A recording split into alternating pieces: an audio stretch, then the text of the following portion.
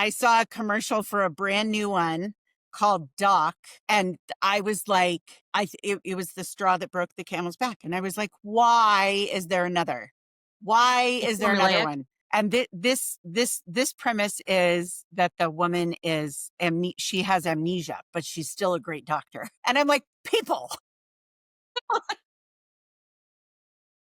So I just said, you know what? There are too many of these shows.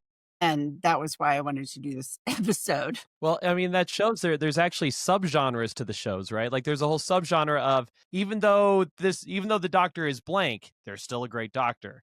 You know, Doogie Howser, even though the doctor's young, he's still a great doctor. The Good Doctor, even though he is on the autism spectrum, he's still a good doctor. Even though this doctor's has amnesia, she's still a good doctor. Mm-hmm. Yeah, or like House, he's brilliant, but he's a total jerk. But he's even still though a good he's doctor. a jerk, he's still a good doctor. Right. Yeah. Do you like cop or first responder shows? Well, firefighters. It depends on what we mean by cop. Okay. I could just pop in a Law and Order and just have a pleasant time. Mm-hmm. And I think it's indicative of these sorts of shows, how long running some of them are. Like look at, this is a soapy one, but General Hospital's was on the air for like 60 years, right? Well, that's not really a hospital show. That's a soap opera. It's a soap opera, but right. Yeah. True. Then Law and Order was on the air for like 20 or 30 years, has all these spinoffs. Don't say it's still on. It's still going. There you go. Mm-hmm. And it's because the formula is it's just forever repeatable, right? Yeah. Like there's this great episode of the show Community, which is this sitcom that was on about 10, 15 years ago. It's brilliant. But they were really good at parodying other shows. They did one show that was just a parody of a Law and Order episode. And it just, all of the beats were recognizable. Yeah, exactly. There's the introduction, the opening scene. It's the two like janitors who are talking, and then they discover the body. Then the cops arrive at the scene. They make like little quips about the state of the body. They interview the first suspect. The suspect runs. They talk to the captain. The captain lays down the law. You better bring them in right now. They bring in the lawyers. They're before the episodes basically write themselves, and by slightly tweaking the facts each time, you get a whole new episode. And it's also great because each episode is self-contained. It's not one of those shows where you need to watch episodic. Exactly. Right. You can plop in, especially like in the 90s when there weren't DVRs, there wasn't anything like that.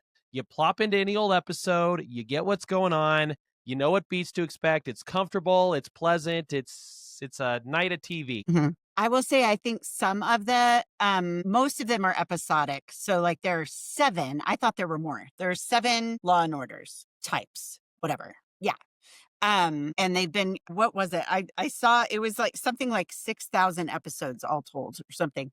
But some of them, like SVU, I think is the longest continuously running one. And I think that is partly because with that one, they combine episodic and serial because they actually have stories about the personal lives of the lawyers and the cops. So, and we're going to talk about that a little too, because there is a difference between episodic and serial. And some of them, like Grey's Anatomy, notoriously is both. And that's why people keep coming back, because the serial aspect typically applies to the personal lives of the hotties. And then, but then there's always something episodic.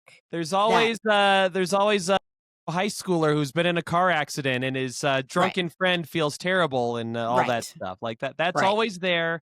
Then, the Dr. Dreamy has a new love interest, and that's going on for several.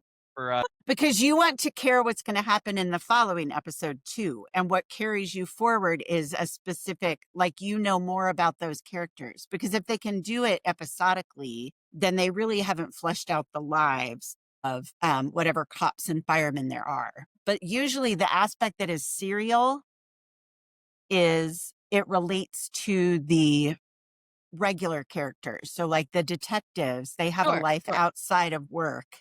So then that character is naturally going to be more fleshed out, and they do more with that character that makes you want to see the next episode. Yeah, and that also reflects how television and the way we consume television has changed over the past several decades. Again, even back as far as the the early 2000s, it was risky for a show to have too many serialized elements because it broadcast one time. If you missed it, and that's where a key plot point was, you're just screwed, right? You have no I idea what's going remember. on.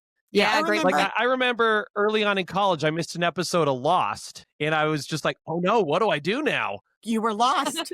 Yeah, exactly. So back then you saw a much more heavy emphasis on things that were episodic and self-contained because again, if you missed a couple episodes, it wasn't the end of the world. Now, Mhm. the way we all consume television, a show may as well just be, a TV series may as well just be a long movie split into 8 parts, right? Because you can just watch them all, you're not going to miss any, and that's a lot more feasible to do. Yeah, and you're not going to sit there and binge a whole season of something if each episode is totally self-contained. Yeah, and I also think there is something to be said. I hear what you say, Christina. I tend to get bored with shows if they're merely episodic because again, they always fall under the formula. You can see what's going on, and it's like, okay, I might pop in and now and then, but I'm not going to get really invested in it. I think a lot of good shows are a combination of serialized elements and episodic elements. I'm going a little off script here with the genre, but this is actually a really good example. Go ahead. My kids have been sick this past week, so we've been binging this show that's on Netflix now. It's a reboot of the DuckTales series, okay? It's so good. It's so good. It's from like 5 or 10 years ago, based on, there's a 90s TV show. There's also really popular comic strip from the 90s, but it has both elements. Mhm. There's some shows that are basically like Adventure of the Week, right? So Scrooge and Huey, Dewey, and Louie go to some exotic place and have some adventure. It's all self-contained. But there's also larger, broader story themes like Huey, Dewey, and Louie are wondering why their mother disappeared years ago. In some episodes, not all of them, maybe like 1 out of 3, there's another piece in the puzzle. So having both is important.